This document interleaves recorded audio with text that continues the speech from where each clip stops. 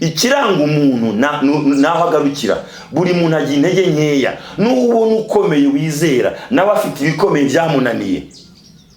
Uwo muntu ukomeye wizera mu buzima bwawe ubona arakomeye, ndayamubwiye ngo nawe afite ibikomeye byamunaniye. Buri muntu agira challenges z'ubuzima bwe, buri muntu agira ibintu facinga bimugoye. Niyo mpamvu iyo wiringiye umuntu utamubona igihe umushakiye, icyo uteze ku muntu mpamvu utakibona. Nawe ni umuntu afite intege nkeya, nawe ni umuntu afite aho agarukira, nawe ni umuntu afite ibyo yifuza. Niba utegereje umuntu, nk'ubwo ndakubwiriye inkuru mbi, uzakorwa n'isoni. Niba utegereje Imana, mufite inkuru nziza, izakwibuka, izagusukaho imbaraga, izagutumbagiza, izakurenza iyo bariyeri, izakurenza icyo gikuta, izakurenza icyo kibazo, izagutabara, izakujya imbere ahataringaniye haringanize, izagufata ukuboko, izaguhoza amarira, izagukiza ibikomere. Niba utegereje Imana, niba wiringiye Imana, niba wizeye Imana, izaguhoza amarira, izakomora ibikomere, izagukiza ubukene, izakugiza ideni, izakurenza igikuta, izakugeza ahantu diplome yawe yananiwe kugeza, izakugeza ahantu community urimo yananiwe kugeza, izakugeza ahantu abantu batagera. Ngo abaringira Uwiteka basubizwamo intege, bazatumbagira mu kirere, bagusha baba nk'ibisiga, bazagurukira baba nk'akagoma. Igisiga, kagoma, ikizu, igo ni ikinyoni kiba mu kirere, kirusha izindi nyoni zose imbaraga, kigeraho izindi nyoni zitagera, gitoreraho izindi nyoni zidatorera, gifite imbaraga zikomeye ku izindi nyoni. Ngo abantu barindira Uwiteka, ngo Imana izabasukaho imbaraga zimeze nk'iza kagoma, zimeze nk'iz'ikizu, zimeze nk'iza igo. Ugeraho umuntu atagera, winjiraho umuntu atakwinjira, ugeraho bene wanyu batagera. Haleluya! Abategereza Uwiteka bazasubizwamo intege nshya, batumbagire mu kirere, bagusha baba nk'ibisiga, baziruka be kunanirwa, bazagenda be gucogora. Umwanditsi waze baratubwiye ngo Mana ni wowe niringira umunsi ukira. Wiringiye nde? Utegereje nde? Ngo Mana ni wowe ntegereza umunsi ukira. Ninde utegereje uyu munsi? Ninde utegereje mu iki cyumweru? Ninde utegereje mu uku kwezi? Ninde utegereje uyu mwaka? Niba ari umuntu uzakorwa n'isoni.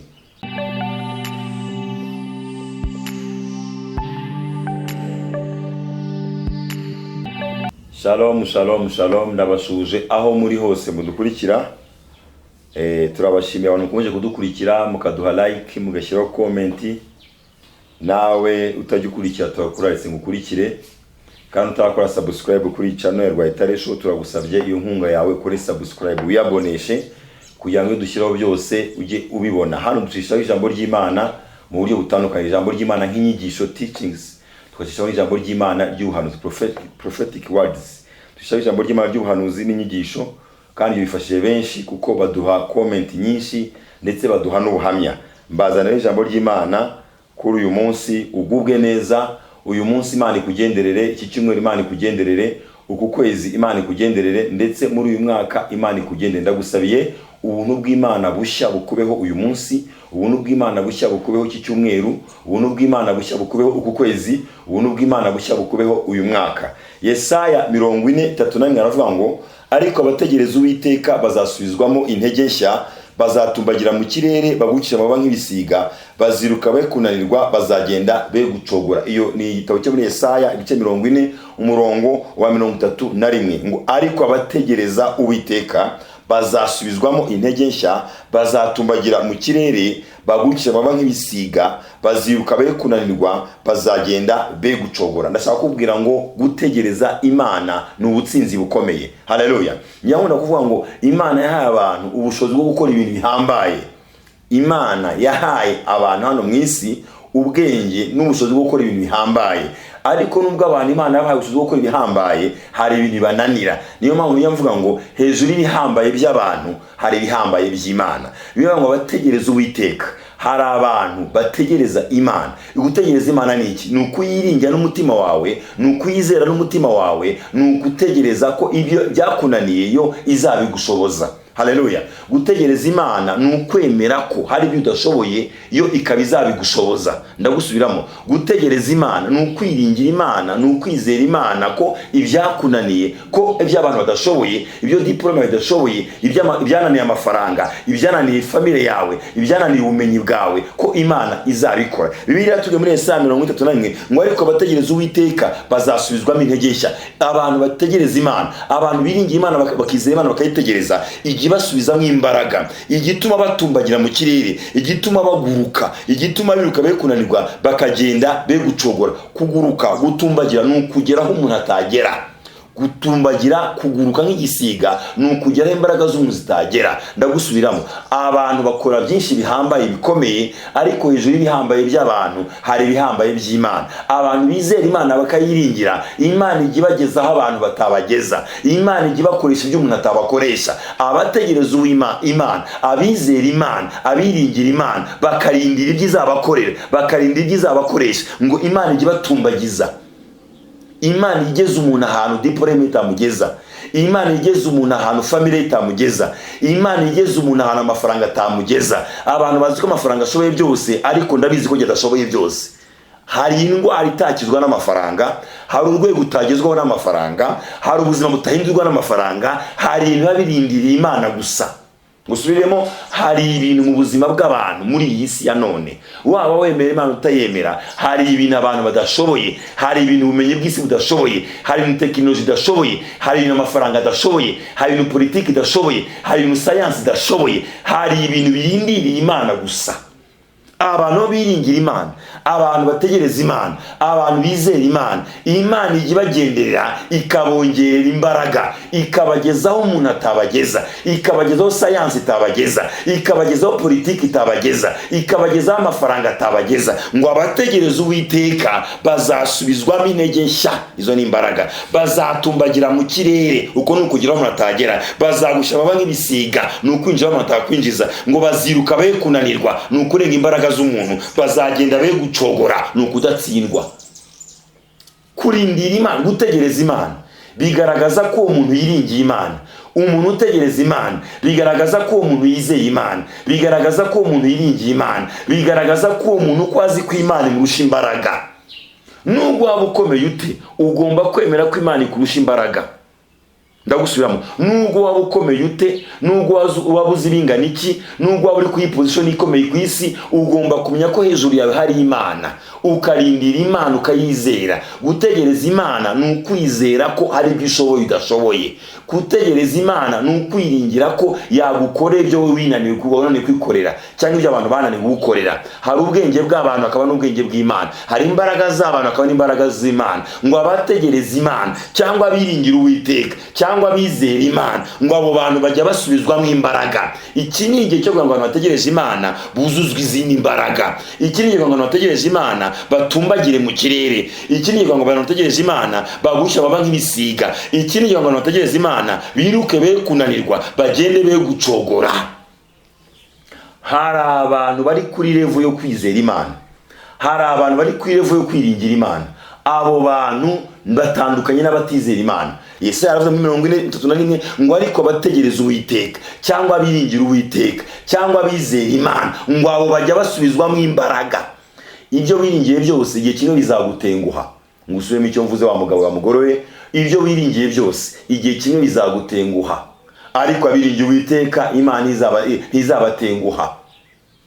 Ibyo wizeye, ibyo wiringiye, ibyo hanze amaso, igihe kimwe bizagutenguha, bizakumwaza, bizagutererana, bizanga kunyuramo uko wabirubyiringiye. Ariko abantu biringira Imana, abantu bizera Imana, abantu bategereza Imana, igihe kiragera ikabasukaho imbaraga z'umurengera, igihe kiragera ikabageza ahantu umuntu atabageza, igihe kiragera bakinjira aho umuntu atabinjiza. Abategereza Uwiteka bazasubizwamo intege nshya, bazatumbagira mu kirere, bagurukira baba nk'ibisiga, baziruka be kunanirwa, bazagenda be gucogora. Ndakubajije, wowe utegereje nde? Wowe utegereje nde?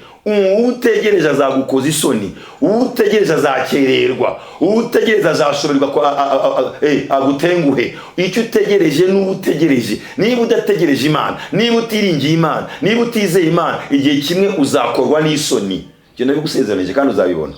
Niba utiringiye Imana, ufite ibintu wiringiye, igihe kimwe bizakwereka ko bitakugezaho akwiriye. Iyi si ifite imbaraga nyinshi, ariko izo mbaraga zigira aho zigarukira. Imbaraga z'Imana nizo zitagira aho zigarukira. Abantu bizera Imana bameze nk'ikizu, nk'igisiga, ngo bazagusha amababa nk'igisiga, igisiga kagoma. Abantu biringira Imana, bizera Imana bameze nka za kagoma. Kagoma niyo nyoni igera aho izindi nyoni zitagera. Kagoma niyo nyoni ifite imbaraga zifite izindi nyoni. Kagoma igera aho izindi zitagera. Kagoma igera izindi nyoni zitagera. Kagoma itegeka umuyaga. Kagoma ica mu muyaga. Kagoma itsinda umuyaga. Kagoma igera ikiyuburura. Ngo abantu biringira Imana ngo bazatumbagira mu kirere, bagurukira amababa nk'igisiga, bazatumbagira nka kagoma, bazagira imbaraga nka kagoma, bazarenga iby'abandi nka kagoma, bazagira abandi batagera nka kagoma, nk'igisiga, nk'ikizu. Hari imbaraga mu kwizera Imana, hari imbaraga mu kwiringira Imana. Umuntu utegereza Imana, umuntu uvuga ngo iki cyarandiye ntegereje ko Imana izagikora, umuntu uvuga ngo mfite izano ry'Imana izangeza, uwo muntu arakomeye muri iyi si, ngo azatumbagira, azaguruka, azagenda ye kunanirwa, haleluya, ngo azagenda ye gucogora. Hari imbaraga ziri mu kwiringira Imana, hari imbaraga ziri mu kwizera Imana, hari imbaraga zo gutegereza Imana. Zaburi 25 mvuga umwanditsi Zaburi yavuze ngo unyobore kubw'umurava wawe unyigishe, kuko ari we Mana y'agakiza kanjye, ni wowe ntegereza umunsi ukira. Zaburi 25 ngo ni wowe ntegereza umunsi ukira. Hey, haleluya. Wowe utegereza nde? Wowe utegereje nde?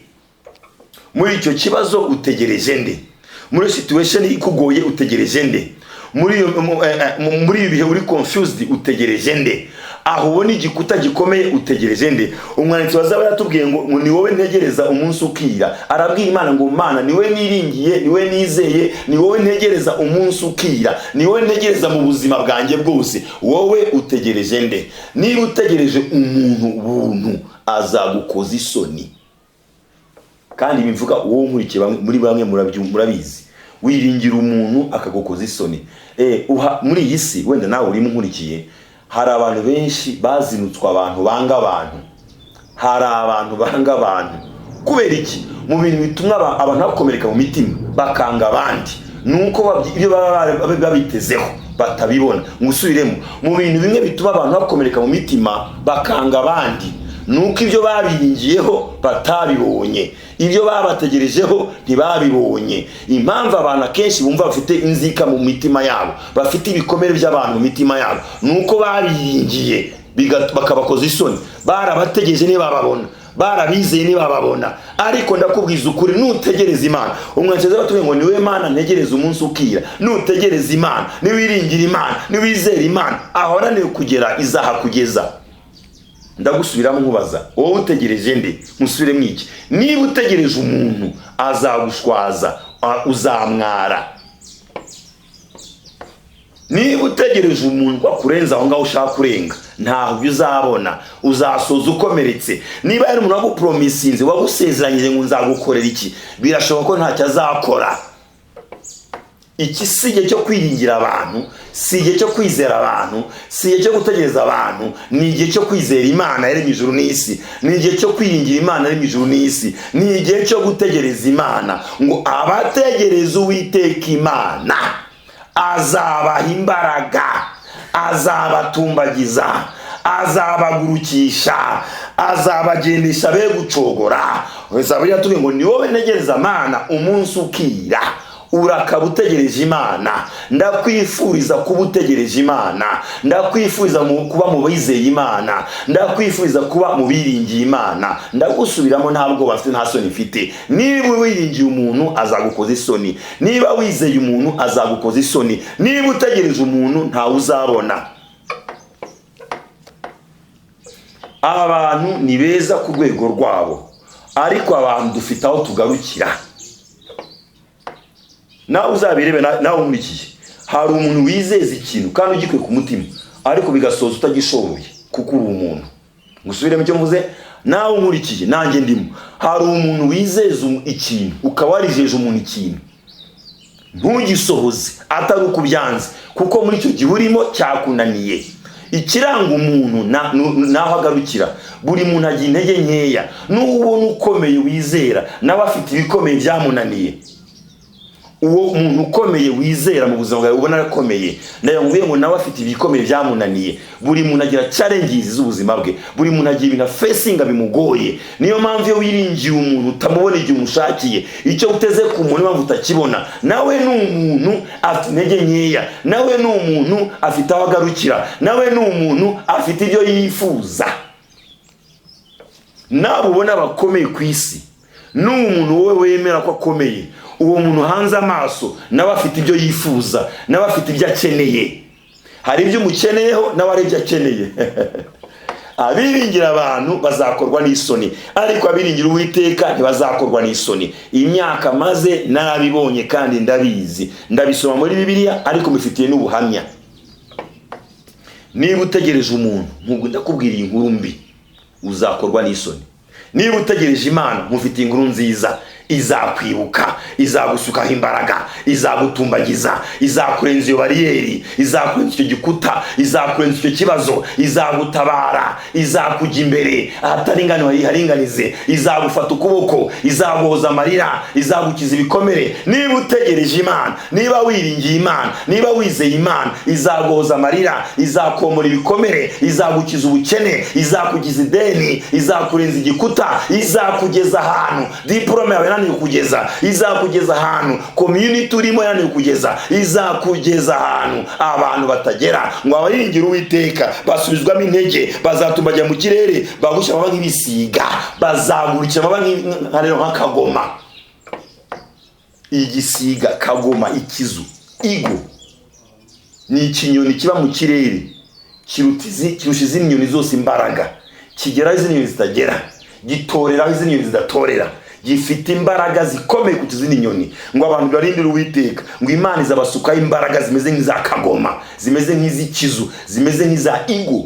Ugeraho umuntu atagera, winjiraho umuntu atakwinjira, ugeraho bene wanyu batagera. Haleluya! Abategereza Uwiteka bazasubizwamo intege nshya, batumbagire mu kirere, bagushyira amababa nk'ibisiga, baziruka be kunanirwa, bazagenda be gucogora. Umwanditsi waze batubwiye ngo Mana ni wowe niringira umunsi ukira. Wiringiye nde? Utegereje nde? Ngo Mana ni wowe ntegereza umunsi ukira. Ninde utegereje uyu munsi? Ninde utegereje mu iki cyumweru? Ninde utegereje mu kwezi? Ninde utegereje uyu mwaka? Niba ari umuntu uzakorwa n'isoni.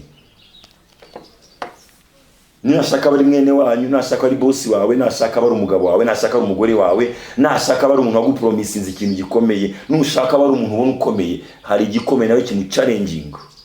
Umuntu ni umuntu. Ndagusubiramo, umuntu ni umuntu afite aho agarukira.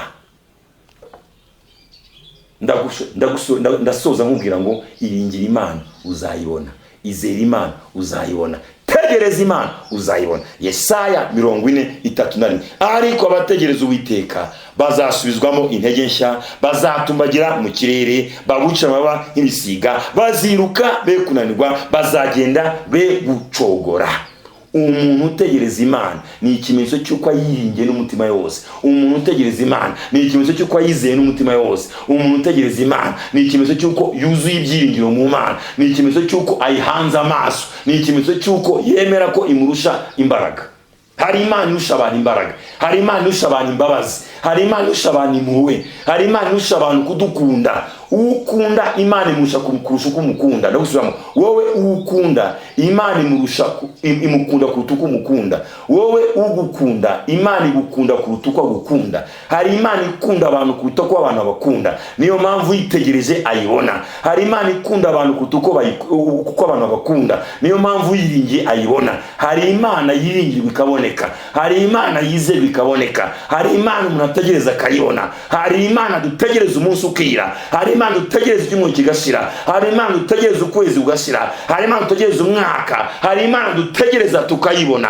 Tegereza Imana uraza kuyibona, tegereza Imana uraza kuyibona, iringira Imana uraza kuyibona, izera Imana uraza kuyibona. Iyi ni season yo kwiringira Imana, iyi ni season yo kwizera Imana. Abantu bizera Imana bagiye kuyibona bundi bushya, abantu biringira Imana bagiye kuyibona bundi bushya, abantu bategereza Imana barasubizwamo imbaraga, baratumbagira, barakingurirwa, barahagurutswa, baratabarwa, barakira, haleluya.